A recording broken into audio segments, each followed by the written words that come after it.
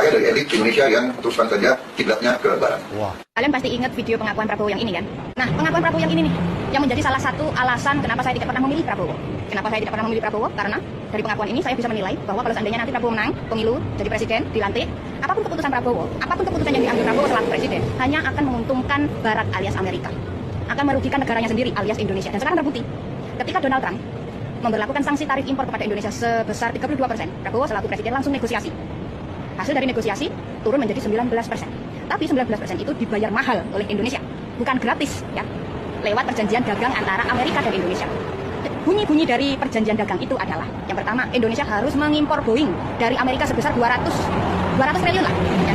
Harus mengimpor BBM dari Amerika sebesar 252 triliun. Harus mengimpor hasil pertanian Amerika sebesar 73 triliun. Dan harus mentransfer data Indonesia, data rakyat Indonesia ke Amerika.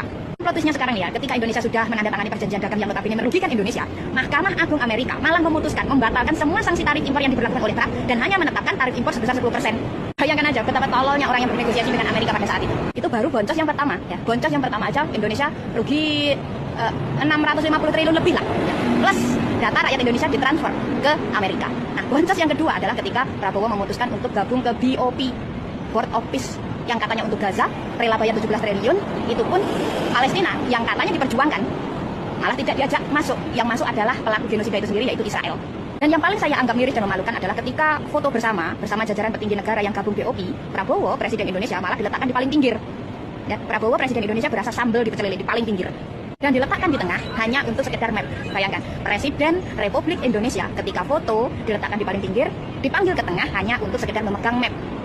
Memegang map. Bayangkan betapa memalukannya itu.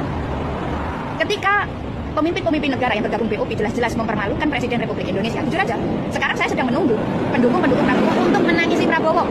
Seperti mereka menangisi Prabowo ketika kalah debat di pemilu 2024 kemarin. Kemana pendukung Prabowo sekarang? Kok mereka diam aja, nggak ada yang menangis?